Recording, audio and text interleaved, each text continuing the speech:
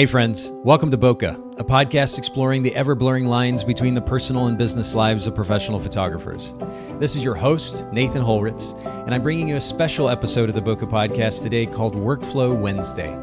During these special edition episodes, myself and my co-hosts will focus on helping you develop more efficient daily and weekly workflows around post-production, communication, task and project management, time management, file and image management, and yes, the list does go on. We're going to save you an incredible amount of time in your work week, and we promise not to be too nerdy. This podcast is brought to you by Photographers Edit, custom image editing for the wedding and portrait photographer. Visit photographersedit.com. All right. Ladies and gentlemen, boys and girls, welcome to Workflow Wednesday with the Bokeh Podcast and Photographers Edit. I'm going to switch to gallery view here. There we go. We are officially, well, we're actually not officially live. This was originally supposed to be live, going out to Facebook Live. And the platform that we use to push out these broadcasts has apparently changed things up on us in the last week and a half or so. And we're not able to do that. So for the time being, for this particular episode today, we're recording. We're going to push this out to Facebook this evening. We'll also do the same thing with the Facebook audio and the audio, for the podcast episode to the audio version for those of you that listen to the Bokeh Podcast, and then we'll figure out what's going on for our future episodes. But in the meantime, we're here. We're doing something a little bit different this year for Workflow Wednesday, and as regularly as possible, we're going to have a guest on, a special guest, and Ashley is with us today. Ashley Gerrity. Ashley, thank you for making time to do this with us, despite all the technical difficulties so far. Of course, it's my pleasure, Nathan. Well, and a Merry Christmas to you. I didn't actually get to say that to you before we started. I like the facade, the Christmas tree in the background. Until January 6th to be within the 12 days of Christmas, so I'm going to embrace the rule? Christmas tree while I can. Yeah, 12 days from Christmas, I've got it. Well, it's good to have you here, and of course Haley is with us. Hey, Haley. Hey, how are you? Good, good, and it's good to be back. I took some time off over the holidays. It was nice. It was refreshing. We were talking about this before we started to actually take some time off. I'm going to try to do that more consistently as we go into 2019. Haley, what was your week like? What was your holiday like? It was jam-packed full of holidays to go to. Oh, really? Okay. But a lot of resting, which we talked about earlier, and just kind of remembering that you do need a little time off sometimes, and laying around and doing nothing is totally fine. Yeah, totally fine. Yeah, and we need to, I think, as photography business owners, it's easy. We talk about this a lot on the podcast, to get caught up in the busyness of running a business. And sometimes I think feeling like we need to do things that maybe aren't as important as they are, or aren't as important as we think, rather. But it is good to take some time off and have time with significant people in our lives, and also just take time to ourselves to be in the quiet a little bit. We've talked about meditation a lot. In fact, I was doing an interview earlier today for the podcast talking about meditation yet again. I think it's a significant topic that we don't spend enough time on, giving our minds a break, and not giving so much significance to that voice that's constantly running in our heads too as business owners. So anyway, a whole different topic for another day. But we are launching this year a little bit of different format here for Workflow Wednesdays. I mentioned earlier, not only do we have a special guest on, and we're going to try to do that as consistently as possible every week. Rich and Heather will be joining us starting next week, I believe. They were out on vacation this week, so we missed them, but it'll be nice to have them back next week. And what we're going to be doing is we'll have a theme every month. So for January, we're dealing with the topic of client experience. And we're going to get into that in very great detail. Ashley's prepared some wonderful information for us, and we're going to be getting into that later on today, or later on here, just a little bit in the show, rather. But we're going to try to go with a theme each month, and we'll have various guests come on, and we'll discuss the theme, get their various thoughts, their perspectives on it, and then we'll move on to a different theme the next month. And it's going to be kind of an experimental format. We'll figure it out as we go. But again, it's good to have Ashley on today. And by the way, for those of you listening in, of course, we'll link to this in the show notes at Bokeh, Bokeh podcast.com. Ashley's website, or photography website, is Ashley Gerrity, Gerrity, photography.com. Instagram, same thing, Ashley Gerrity Photography. And you're going to want to make sure you go check that out. Ashley, I've actually got your Instagram feed pulled up right now. And, you know, with all this conversation about like consistency and basically creating a theme, right? A consistency and look for your feed. I actually appreciate the variety that you have in your feed. Can you talk a little bit about that? Do you do that on purpose? I mean, is there a particular style that you're going for with your photography, or do you just post a little bit of everything for the sake of variety for the potential client? Yeah, so on our Instagram feed, we have a little bit of a structure as far as like what we're posting. It is, it does vary, but I found that people really love to see us behind the camera. So I try and sort of pop us in every, dozen posts or so here or there. We used to do a lot more detail work on the Instagram feed, but actually I think people are much more engaging. So a lot of what we're posting are just people being joyful and feeling experience and happiness. We do call out past couples on their anniversaries. We talk about kind of what's coming up in our schedule. We just really want it to be vibrant and colorful. I mean, our perspective is just to look at life through a lens of elegance and beauty. And so that's kind of what we're trying to show on our Instagram. Now, if you watch the Instagram story, on the other hand, it's usually just me like goofing off around and working and playing with my dogs and things. So that's the one place where I kind of let it be a little less, less elegant. So, but people need to see that there's a little bit of humanity behind the work. Of course. And I think that is a nice balance. I mean, as much important as we put significance as we give to our Instagram feed as photography business owners, the reality is life isn't so perfect and organized and structured and consistent.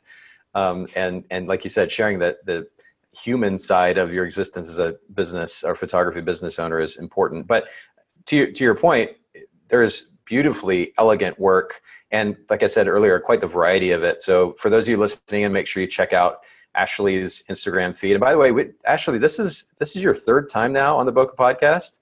First time on Workflow Wednesday. I know, that's awesome. It's great to have you back. And we'll make sure to link to those past episodes in the show notes as well. But today, before we actually get started, I want something new that we were going to try on Workflow Wednesday this year is something I'm just calling the industry snapshot for the time being. I want to talk industry news just for a second, just for the sake of small talk. And I want to get not only the guests that we have coming on the show, but Haley and of course, Rich and Heather, when they're on with us, kind of their take on what's going on in the industry as well. It's, as much time as we spend on social media and potentially reading blogs and so on and so forth, we have, I think we're consuming a lot of information. Hopefully it's actually relevant and helpful, but every once in a while something stands out. And we're having conversations in Facebook groups too. And I just think it's interesting and ultimately important to stay on top of what's going on for the sake of awareness as business owners. So to that point, Ashley, I know that I reached out to you ahead of time, let you know that we were going to be talking about this. And you made the point that you have taken the last couple of weeks off of social media, out of industry news, because you needed a break. Comment on that if you don't mind. Sure. We had a really crazy December. We had as many weddings in December this year as we did in October, which is saying something pretty serious for the Northeast. So aside from shooting and taking care of any last minute communications I needed to with my clients for the second half of the month, I basically put my hands up and said, like, I can't do life. And like, we hosted our first Christmas and then my in-laws stayed. I had guests in my house from the 22nd to the 27th. Whoa. On top of shooting, I shot 3 weddings this past weekend. So I just decided I couldn't be everything to anyone anymore.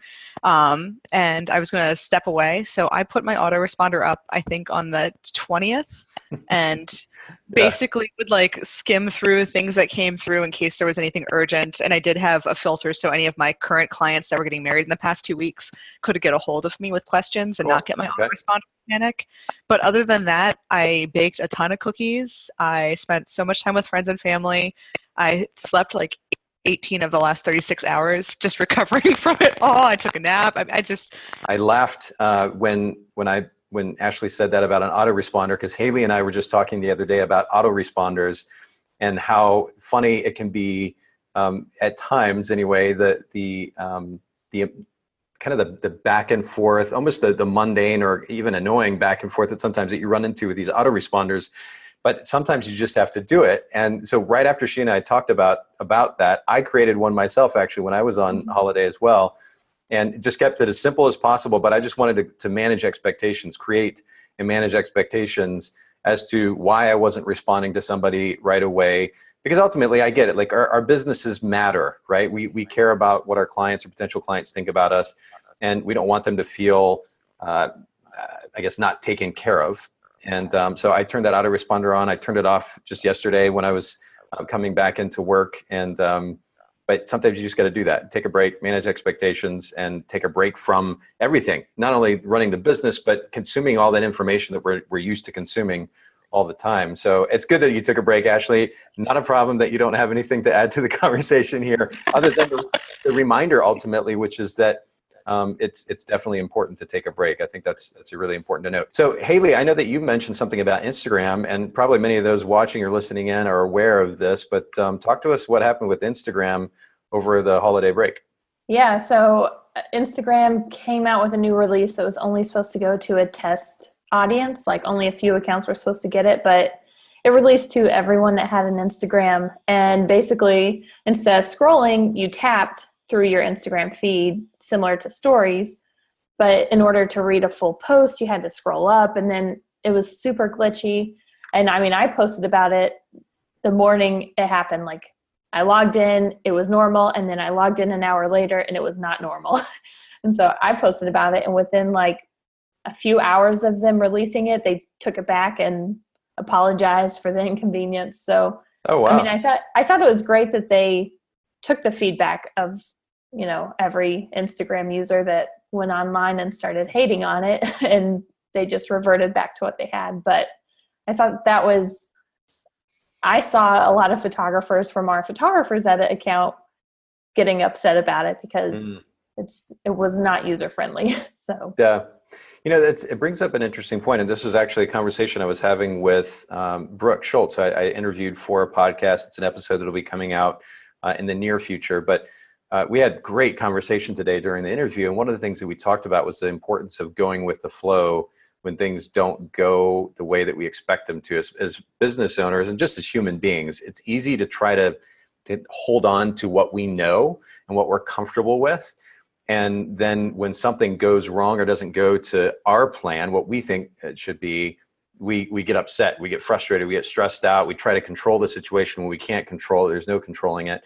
And ultimately it does more harm than good, rather than actually just learning to go with the flow. The quote that I brought up when I was interviewing Brooke was the one that I think is attributed to Bruce Lee. He says, "Be like water." And it's this idea, like you picture this pool of water, and somebody tosses a pebble or a stone into the water, and there's this initial kind of burst of energy when that stone hits the water, right? It shakes things up, if you will. It's not as peaceful and as calm anymore. It's not as serene. And you see the ripples kind of move out this way, and then the water calms down. And it's able to do that because of the flexibility.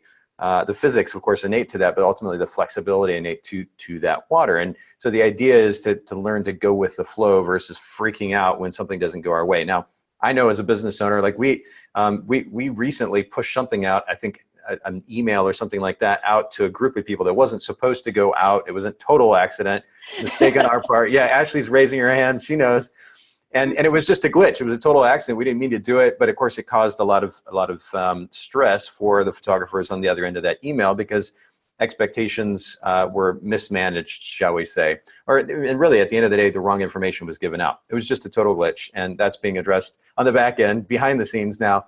But learning at that, anytime something comes up that we don't, like, you know, I flew over the holidays, went to the Dominican Republic. And you're going through the airport, and flight times change, and you're rushing around, and it's easy to get stressed out in that situation versus going with the flow and making the best of the situation as it is. I think it's important, just kind of a side note to mention right there, especially when something, I don't know, it's funny to me that like something as seemingly insignificant as a social media application can cause so much stress for us in our lives these days. But interesting that you bring that up. I did want to mention one other thing too, when it comes to this idea of consuming content and news. I spend quite a bit of time consuming news, industry news, tech news, etc., for the sake of I want to be a good conversationalist. I want to have something interesting to offer to a conversation, but I also want to have information that is relevant to and important to developing as a business owner in the photography industry. And yet, it's also important, I think, to note that we don't overconsume information. Ashley, have you ever found that you're consuming just because it's a habit, and yet most of that or even some of that information is not relevant or actually that important to running your business? Yeah, I mean, I know in the past we've even talked about like people who will have podcasts on or TV on or things while they're working, and it kind of is like background din. Yes. And how one of the things I've done for my own productivity is just like either work or consume, but don't try to consume while working, because it really just, I can't do either completely. So I find myself having to like replay a portion of the podcast or listening to something and having no idea what I actually listened to. Right. Or like working really slowly. So I find myself wanting to consume more than I actually do sometimes, just because I feel like there's just so much out there to learn, to be able to get a hold of, but I try and limit myself. But right now, since I'm driving back and forth to Maryland, Pennsylvania so much, I get more than my share of podcasting in. Oh, I'm sure. Yeah. And it's easy to, and I was thinking about this today too. I prefer when I'm in the car to be listening to a podcast, but then the question is, what do we actually, and I mean, part of it, I guess, is I don't mind driving in silence, but it's easy to get to, I think you talk to a lot of people and they're like, oh my goodness, the idea of driving in a car for, hours on end, not having any sound, music, a podcast, a book, something playing in the background, it drives me crazy.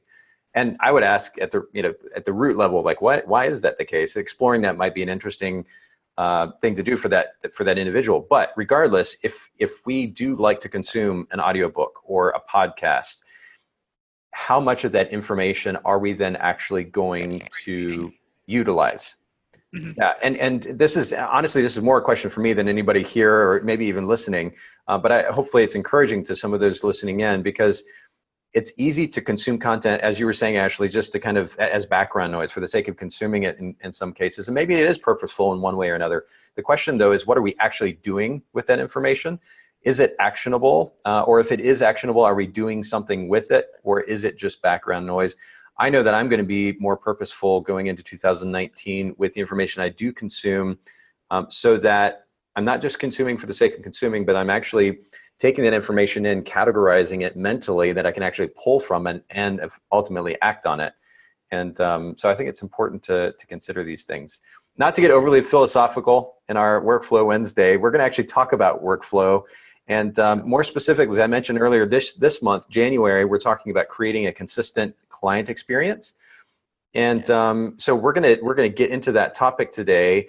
And more specifically, Ashley, I know you're going to be sharing some key routines that help encourage the consistent client experience that you provide your clients. But will you comment just briefly before you get into those, or actually the principles, I guess, really that drive the creation of your client experience? What is it that consistency even matter, or why does consistency even matter to a photography business and the success of a photography business? Sure. So prior to being a photographer, I had an interesting little path in life, but one of the stops I made was a 10-year career working at Starbucks, working my way up into management. And so the one thing I really learned from my sort of corporate background was just how consistency is the item that will build trust with your clients. So the more consistency you can build into your day-to-day routine, your experience as the provider of services, the more consistency the client will start to experience. So and is the idea there that they can trust what that experience is going to be like each time? Is that what actually generates the feeling of trust? Exactly. It's just it's almost like being trained. When every time you go into a Starbucks, you know the menu is going to look the same from here to there. If you're driving along the highway and need to stop to use the bathroom, you know that it's probably going to be a more or less acceptable bathroom situation if you stop at a Starbucks. Yeah. Then you kind of know what the snack lineup's going to be. So it gives people a confidence that when they show up, they can know what to expect. And that's like the Holy Grail, is for clients to be able to go from, a Starbucks in Philadelphia to a Starbucks in Florida to a Starbucks in Baltimore to Starbucks in Seattle, and know that more or less, with the exception of out in Seattle, there were some specialty things that you wouldn't see elsewhere. You're going to be able to have the same experience. And part of the training is also about building consistency. It gives people on the other side of the bar behind the counter, the confidence to know, like, if I can learn these few steps, I can sort of mix and match and learn how to make everything. So systems and consistency really build trust both with the barista in the case of Starbucks and the customer. And then it takes away sort of like that gray space when you have a routine and allows you to really focus on building the connection. So things turn into muscle memory. Yeah. And it's the same way working with weddings and working with my clients. Like at this point in time, when Rachel and I work on a wedding together, we know what the other one's doing, whether we look to see what they're doing or not, because we've at this point in time sort of built such a routine and so such a consistent experience on our end that it enables us to really have our mind focused on seeing what's happening in front of us instead of worrying about the gear or who's doing what or anything like that. And that just gives you the ability to focus on the client and to see the person in front of you and share the experience with them. So you're capturing things that are important to them personally. Okay. So I guess, so first of all, the idea that they can rely on the same experience pretty much every time. They know that this brand, I mean, in your case, you're talking about Starbucks. Starbucks means this kind of coffee, these kinds of snacks, this kind of bathroom experience. This is what the store layout's going to generally be like. It becomes, they develop a sense of familiarity, which leads to trust. Exactly. That the experience is going to be this way every single time. So that makes sense. And then you also mentioned something really important, which is that when you come up with a system that drives that consistency, it helps minimize the variables and improve the experience for those who are working for that brand as well. And you said we a number of times, just to give context for those listening in. Ashley has a team that she works with. It's not just Ashley. Yep. And that's a whole conversation for a different day, really. But when you're establishing systems for your company, that means that your team knows that when they face this particular situation, this is how they're supposed to behave. And it minimizes the variable, minimizes the confusion, enables them to focus on providing a great experience for the client, which is really, really good. So I love that you highlight that and kind of give context to this conversation.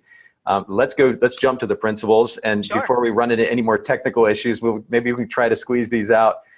Talk to us about some important principles that drive your ability with your business, Ashley Gerrity Photography, to create a more consistent client experience. And I'm sure that many of our listeners can take some of these principles and apply it to their business as well.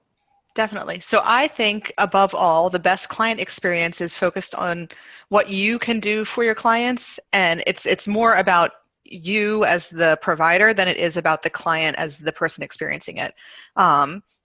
As far as creating a good client experience and consistent and excellent client experience goes. So my first principle is just you first, which I call the airplane oxygen mask theory, sort of. I took 2 weeks off because I realized I had sort of like spent my bandwidth and couldn't cope with people anymore. And I needed to be able to focus on the people that needed me most, which was my family and my final clients of the year. But I'm kind of joking when I say things like, make sure you brush your teeth and wash your face. But I'm not really joking. You need to have sort of like a life routine of what can help you reset personally. I think it's really important to have a reset. So if that is, get up, wash your face, go to the gym, brush your teeth, take a shower, put your pants on. If that's the reset you need to be able to focus, it doesn't matter if it's 2:00 in the afternoon. If you feel that overwhelmed that you need to like find your reset, get back to that place where you feel like you can center yourself, like come up with a routine to reset yourself.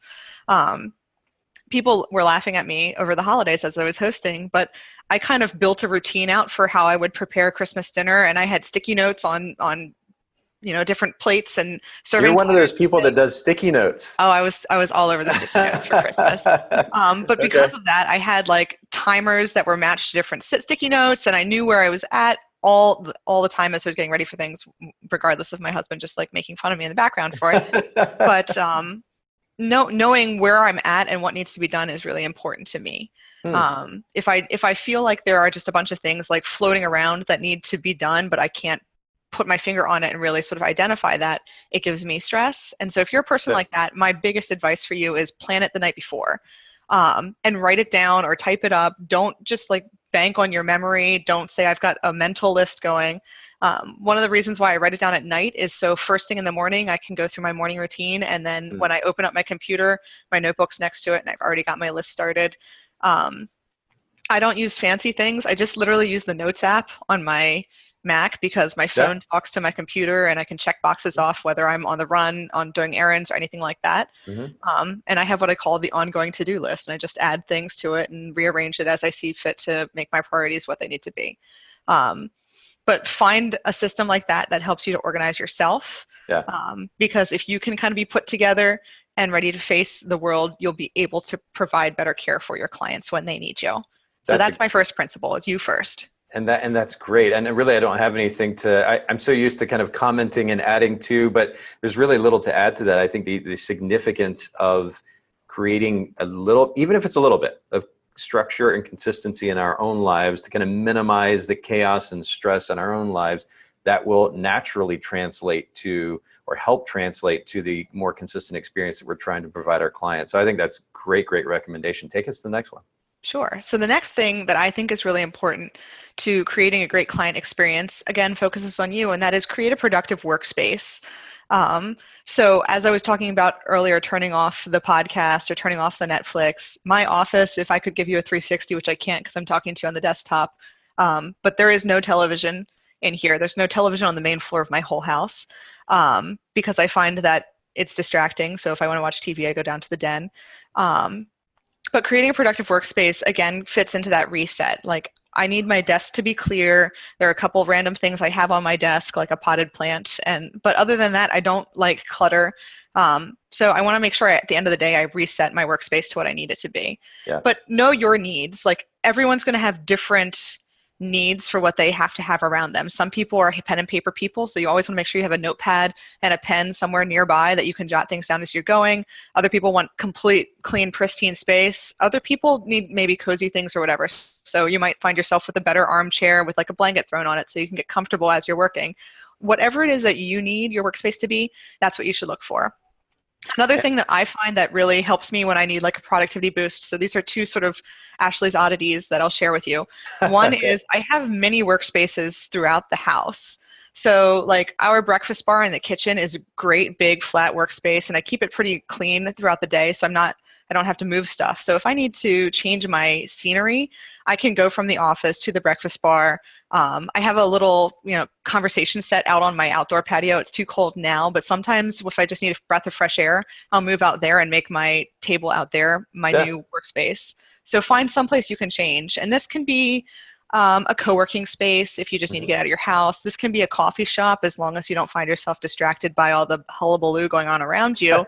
But sometimes just like moving seats can be the thing you need to be able to focus on a new project. So that's my first one. And my second one is at the last 10 minutes of every hour that I'm working, I usually just like blast crazy 80s music and like jog around my house, like bounce around and dance around. Because it's completely okay to use physical stimulation as a way to kind of get yourself like back in the game and ready to really move forward. Yeah. It reminds me actually of, and I know that most Bokeh Podcast listeners are like, he's talking about Tony Robbins again, but I'm a huge fan of Tony Robbins. One of the things that he does, and besides breath work, he'll use a trampoline. He'll actually jump on the trampoline. That physical stimulation, the exercise, if you will, and I think that has chemical benefit to your body as well. But regardless, what that does to kind of energize is really wonderful. I mean, I find that even just starting my day off with a workout certainly gives me a certain boost and energy that could be comparable to caffeine even. I love that. I love that energy boost that I get to get things going. But I think as much as you're kind of almost joking about it, I think the significance of taking a break from work, standing up from your computer and moving around is actually, that significance has been shown time and time again. If you do a quick search on the significance of movement and standing and not sitting all day, there's so many detriments to our health sitting all the time, not moving around. I love that you mix it up and get up and move around and dance every 50 minutes. In my house all day long, every day. That's really great. And just very quickly to your point about creating a productive workspace, and we've talked multiple times now about the significance of distractions, podcasts in the background, Netflix, et cetera. Again, people will say that they need that kind of thing in order to work, or they may argue that they're ADD and they just can't focus. And unfortunately, in a lot of those cases, I won't say every case certainly, but a lot of those cases, that so-called ADD behavior is learned. We're so used to being constantly stimulated by things, and that's just the world that we live in. That's a reality. That's fine, but we have to be aware of that and learn how to focus, learn how to be present. And the reality is that we can give so much more when we are truly focused on something than if we've got 50 different things going on at the same time, just for the sake of a so-called, in air quotes, I'll put, for those of you listening to the audio, need. Reality is it's in many cases, if not most cases, not actually a need. It's just something it's a behavior that has been learned. And so the reality is that creating a clear, clean, simple environment to focus on whatever the task is at hand, it's an important thing. And I'm glad that you bring that up. Take us to another tip or another principle, Ashley, if you don't mind. I'm going to actually piggyback on what you said, and then I'll move on.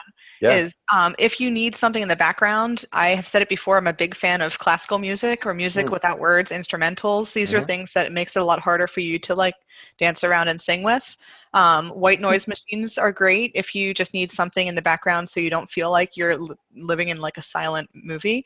Yeah. And also just getting comfortable with silence is a great thing to do. It's very soothing, and honestly, when you get used to it, for me, it's just mostly dog barking in the background. But if you can get used to silence, it's very peaceful.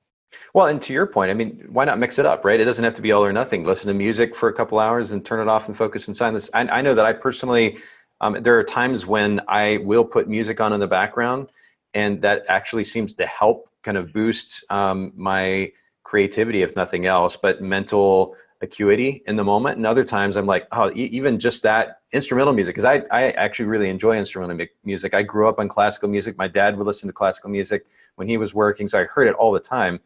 And even that in the background sometimes it feels distracting, so I'll turn that off. For those of you listening who are like, classical music puts me to sleep, I get it. Turn on something that even my daughter actually...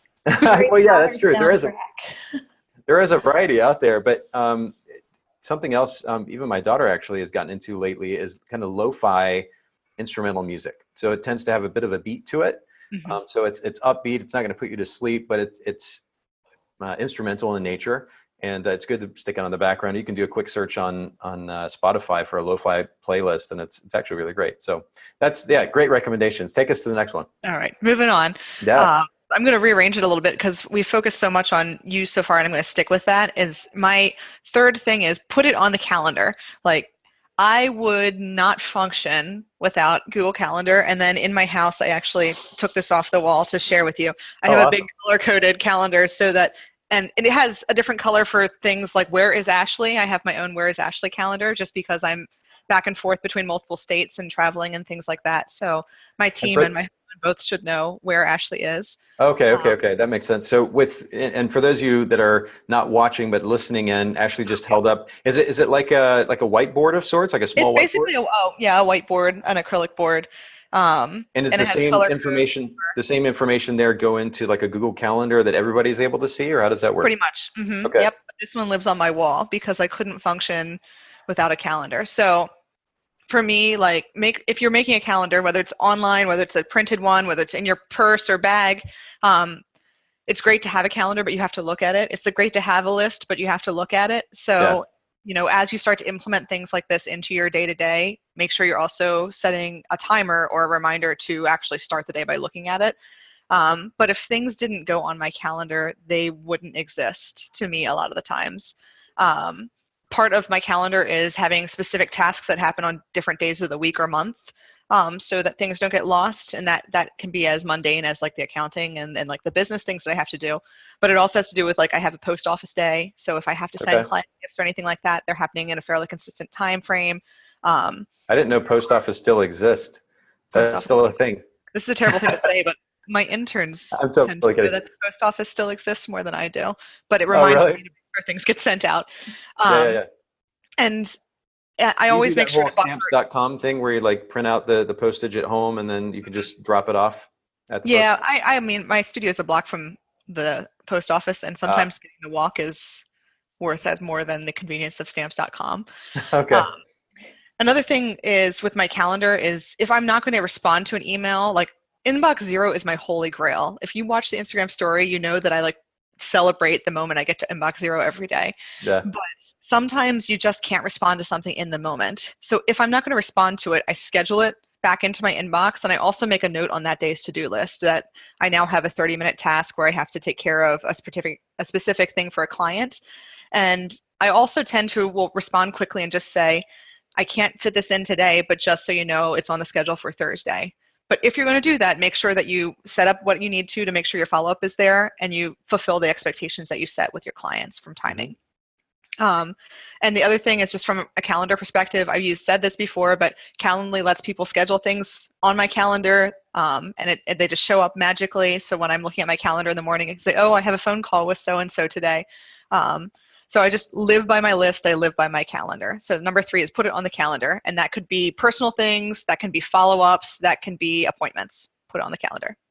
That's so good. And I know this is something that's also been brought up on the podcast before too, but it's amazing to me how few people will actually commit to doing something because they're like, oh, I don't know what's going to come up. If you stick it in the calendar and you do make that, as you were saying, Ashley, kind of your default, almost like your Bible, like your reference point, how you're living life. I mean, it sounds kind of crazy, but it is 2019 now. And as photography business owners, we have a lot to keep up with. That's just the reality of it. And that's just the business. If we have, family life or even just friends on the personal side of things, we have a lot to keep up with. So in order to be able to make things happen, we do have to put it in the calendar, commit to that, stick it in there. Once it's in there, let that be truth, if you will, and follow through on it. And I think that's just a really great way to live. And it kind of minimizes, again, the variables, the what ifs. I don't know if I'm going to have time. You just commit to it, stick it in the calendar and run with it. Calendly, you mentioned, and it is something we've talked about, but it bears mentioning again. If anybody listening in wants to save time and minimize the unnecessary back and forth, the emails of, hey, are you available at this time? No, I can't. Can you do it then? No, I can't. Can you do it? And so on and so forth. That is a waste of time, especially when a tool like Calendly exists. And I've been using it now for quite some time. A year or two at least now. And it's been amazing, absolutely amazing. Saves so much time scheduling various meetings or podcast interviews, etc. Incredible. And it's really inexpensive as well. You can get started for free. And then if you wanted to create a paid account and have a little bit more flexibility and feature, it's only like $8 a month. It's so inexpensive. So definitely take advantage of it. That's great. Yeah, it's totally worth it. And the one thing I didn't mention, but I know I say I'm on the road a lot. I feel like I live out of my car with podcasts attached to my ear, but buffer in travel time. So if you're building out your calendar, and for me, if I have to drive into Philly for an event, if it's in rush hour, I set aside an hour on the front end to make sure that I can get there on time. Your peers, your clients, your friends, whoever you're showing up for will thank you when you actually plan appropriately for travel and show up on time. Yeah, so true. Okay, good. So we've gotten through, I think, 3 principles now. Let's jump to the 4th one. Okay, so the 4th one is set clear expectations from day one. It allows you to protect your boundaries, but it also welcomes client into the space that is there for them. So when people say like something about set boundaries, it sounds negative for the people on the outside. Like this is my hard line, these are my office hours, don't encroach on my free time. But what it's actually doing is it's giving your clients a space that is theirs as well. So boundaries exist for everyone. So if my email says at the bottom, like our office hours are 10 to 6, Monday through Friday. So my clients know that if they email me at 7 o'clock at night, that I'm probably not going to respond to them right away. If they text me, I will text them back during my office hours. As soon as they sign a contract, it's in my welcome email. Like our office hours are this, we respond within 24 hours during business days, 48 hours over the weekends. We're pretty clear about putting up autoresponders if we're out of office for an extended period of time for travel or weekday events and things like that. Sure. But it creates a time that your clients are welcome to come to you. And the same thing with Calendly. When you set up availabilities, they can see like this time is set aside for me. And from my perspective, it just makes everything so much easier when I can focus my communication in times when I'm expecting to communicate, and I can then focus my energy on people. I funnel communication to a central location. So if you message me on Facebook, it's going to tell you like, thank you for your message. Please send it to this email address because I can't I can't even with the different places people can message me. Same thing on Instagram. When people message me, I always follow up with like please follow up with an email. I'd love to talk with you more, but I just can't handle having 20 different platforms for communication. Yeah. And that helps keep things central, but it also keeps things organized. It prevents lost messages or things that aren't responded to. Can I jump in right here? I have a question for you, just to play devil's advocate, and I'd love to get your take on this. Does that make you irrelevant in 2019? Or I shouldn't say irrelevant, less relevant if you're not willing to engage clients or potential clients where they like to communicate? I'm okay with being irrelevant. Maybe there is the right response there. Okay. Most of my clients are professionals. And so I think they actually appreciate the centralized communication thing nowadays because they have a work email. So many of them are actually using their work emails to communicate with me in the first place. If someone says like, oh my gosh, I love this backdrop, where was this picture taken? I don't respond with, please send me an email at Ashley. I'll be like, oh, that's, City Hall in Philadelphia or something like that. But if someone is inquiring, I just need an email to be able to follow up with them. I need that contact information if they come into our system as a client. And it helps me stay focused. I don't care. Again, watch me be very brazen here. I don't care if the knot tells me that I need to respond to every inquiry within 5 minutes or no one will book me. I don't care if, popular culture is telling me that I have to be on every social media platform and responding to people 24 hours a day or they'll never book me. Because so far they're still working with us. We're blessed to have really awesome clients.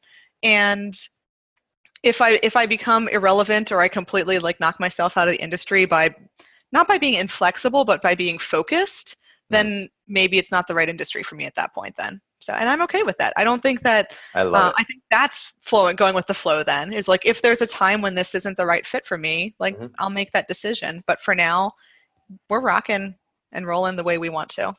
That's cool. Well, there's something to be said for knowing what it is, knowing who you are, and then what it is that you actually want out of your photography business and filtering accordingly. So I think that's really, really great. That's cool.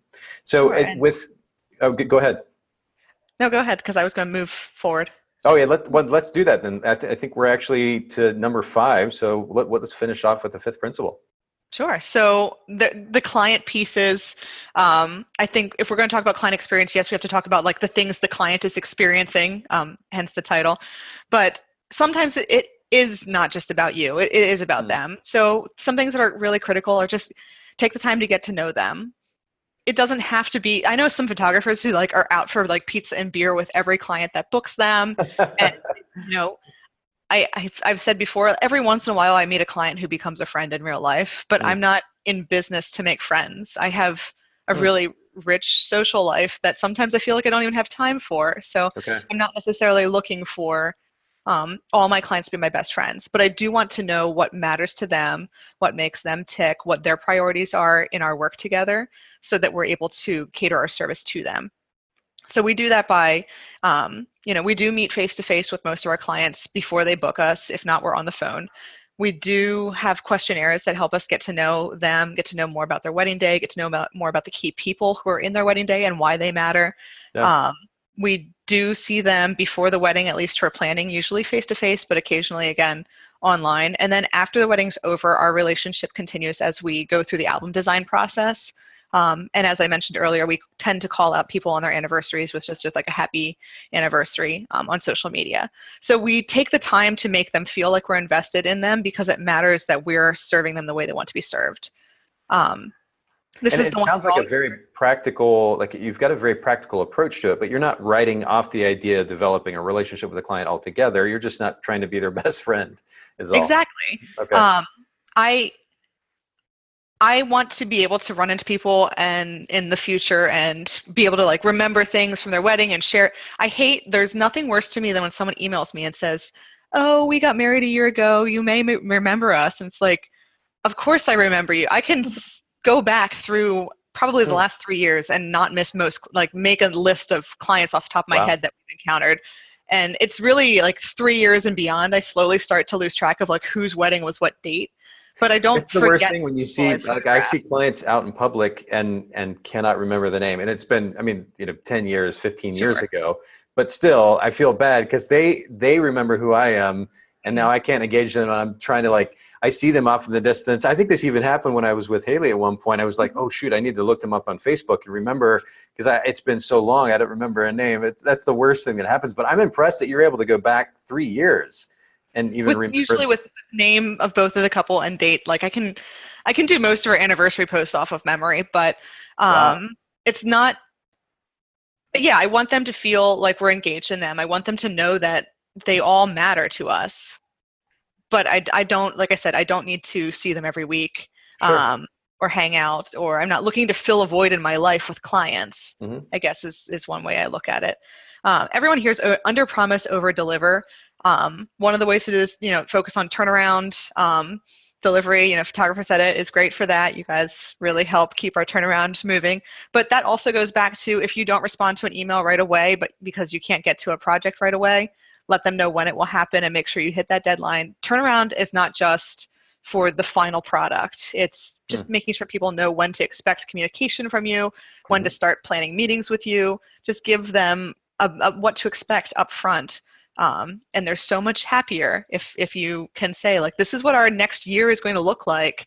And here's when you'll hear from me. And here's kind of like where I fit into the process. Yep. And if you need something else, reach out. But like, I'll pop up randomly over the next year with surveys or meetings or things like that. So, I'm so glad, and I wanted to actually highlight this a second ago too, when you brought up the significance of managing expectations. Relationships, personal, business relationships, it's all about communication, and part of what is innate to communication in a relationship is managing expectations in one form or another. And it's such a simple thing, and we should know this as business owners, but it bears reiterating again, and I'm glad that you're bringing this up. Manage expectations proactively, and like you said, it does make them so much happier because you're creating that sense of stability that you mentioned too, you alluded to earlier, which leads to trust, that they know that this is how it's going to go because you've made the tiny bit of effort just to communicate with that or communicate that to them up front. I think it's great. Yeah, and that's where like having solid policies in place. Unfortunately, so many times a policy is created because something went wrong. And that's where we now have this policy, air quotes, moving forward. And that's happened to me where we've had to sort of like backpedal and figure out how we work through kinks. No one is immune to that. Right. But when you sit down and kind of think about where could the hiccups happen and how will we deal with them ahead of time, one, it allows you to communicate that to the clients up front in case they, are curious when people have that frequently asked questions and things like that. And two, it just gives you something to stand on. But honestly, the best thing I've come to learn through my years, back in the Starbucks day, back now in the photography days, when someone's unhappy, a lot of times it is because an expectation, whether it was one that you set or one that they made up, is not being hit. And so the first thing that you have to do is listen to what they're unhappy about and like really listen, like, because you want to hear more than the words. You want to hear what they're actually saying underneath the words. And sometimes it's just like, I'm mad and you're the closest person I can complain to. And, it's so and true. I can complain about. I mean, it's true. Yeah. But the best thing I can do in those situations is ask, how would you like this to be resolved? So let them just spew whatever they have to get out. And then give them a moment to think, how would you like us to resolve this problem? And I swear probably 50% of the time they're like, I just wanted you to know. And I've had that happen. Like I didn't have a resolution in mind. I just wanted you to know how I felt. And so that allows people to clear the air. And two, it gives people a chance to say, well, this is what I think is fair and appropriate. And sometimes the answer is like, well, that's not really fair and appropriate, but here's what I can do to get closer to that. Okay. And sometimes we'll say like, oh, I just wanted you to fix, the glare on my mom's glasses in this only family picture I have with her. And it's like, well, I can handle that. Do you know what I mean? So people will say something reasonable and you'll say, oh, that's all it takes. I can do that. Or they'll say something unreasonable and you'll say, well, how can we meet on this middle ground? At least then you're hearing what they want. So ask, how would you like to see this resolved? Is like the number one client experience question that I can share with people. Do you ever find in that situation though that the client feels like you're putting it back on them versus you coming up with a solution immediately when they come to you with a complaint? I've never had someone say that. Okay. I think when we go to a client that is having a concern, first off, if you're not level-headed in that communication, wait. Like if you have to Right. take 24 hours and like unwind, you can respond and just say like, hey, I'm not at my computer, but I'll get back to you tomorrow when I'm in the office, and then step away from the angry feelings for a little bit so you can think about it with like a level head. But I think we all go into those conversations with like, this is how I'd like to see it end. And by asking the question, you're giving them a chance to say, this is how I would like to see it end. And maybe I also find that we want to give too much sometimes. Like we will jump to like, how can I protect my reputation online? How can I get these people not to give me a bad review? How can I, it's such a crazy online world that we live in nowadays that sometimes we go so hard on the defensive when all you need to do is maybe send a print or, like I said, fix an image or something like that. So most of the time I find that people expect less from us for resolution than we think they want. Just a bit of empathy and willingness to make a slight change if needed. Yeah. Yeah. Oh, that's good. Okay, cool. Yeah. And then I think, plan redundancies and backups in your business. This goes back to, it's about clients, but if something happens to you, how will you be able to take care of your clients? So even if it's just making sure that someone you trust has access to your communication, if you are sick or anything like that, just make sure that there is a little safety net in place for your clients. That's good. And I think too, important to note is that those redundancies need to reflect your brand accurately. We were talking about the idea of consistency here. So whether it's a team member or it's a second, it's a photographer outside of your company, just make sure that the systems of the policies, as you mentioned earlier, are in place. Yeah, exactly. So that what they're providing then matches your brand for the sake of consistency. That's good. For sure. Yeah. So just to run back down the 5, it's, you first, always make sure you take care of yourself so that you are able to take care of the people around you. Create a productive workspace, because no one's going to get things done to the best of their abilities when they feel mentally or physically strangled. True. Put it on the calendar. Once it's on the calendar, once it's on the list, then live up to the expectation you've set for yourself. Yeah. So your clients know what to expect.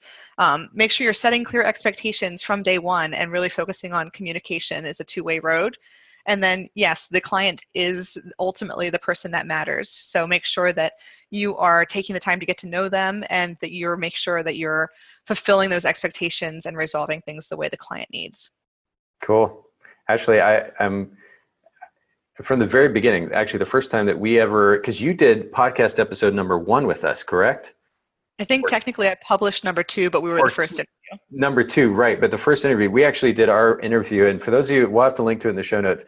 For those of you that are listening in, we actually did this interview. We were in a restaurant, eating, being waited on, drinking, stuff going on around us. It was quite the scene. It was actually a lot of fun. I love the ambiance with the background noise, the other patrons there, and the clinking of forks and knives on the plates and that kind of thing. It was a lot of fun. But from the get-go, your composure and your calm and your professionalism and the business mind ultimately that you bring to both your business and to the photography industry, the information that you have to offer it's impressive to me. So thank you for making time to offer more of that here today, despite all the technical issues. And for those of you listening and or watching, I apologize for all of those. We'll get those kinks worked out hopefully for this next week. But thank you so much for making time to share with the Bokeh Podcast and the Workflow Wednesday crew today. Of course, it was my pleasure. It's always fun to sort of share what my experience has brought into my life and hopefully be able to help one person out there to really kind of feel focused and be better capable of taking care of those around them. Well, I truly appreciate that. And then for those of you listening in, if you're listening to the audio version of this, you'll be able to see a video replay. Hopefully we'll at least be able to extract that. We'll put it in on the Photographers Edit Facebook page. If you just go to facebook.com/photogsedit. For those of you watching the video, you can go to the Bokeh Podcast and any podcast platform that you can think of. If you just search Bokeh, B-O-K-E-H podcast, you'll be able to find us there. You can listen to the audio version of this and, of course, the other episodes. And then also check out the show notes, bokehpodcast.com. And Haley does an incredible job. Haley, I feel like we kind of drowned you out today. I'm sorry I didn't get to say much, but Haley does an amazing job putting together the show notes for these episodes, so make sure you check those out. We'll have resources from today's episode in the show notes there at bokehpodcast.com. Thank you, everybody. Have a wonderful, wonderful Wednesday. Thank you so much for listening to the Bokeh Podcast. Will you let us know what you thought by leaving a review of the podcast in iTunes or the Apple Podcast app? And I'd love to hear from you personally with your thoughts about the podcast and maybe suggestions about future topics and guests for the show. My email is nathan@photographersedit.com. The Bokeh Podcast is brought to you by Photographers Edit, custom image editing for the wedding and portrait photographer. Visit photographersedit.com.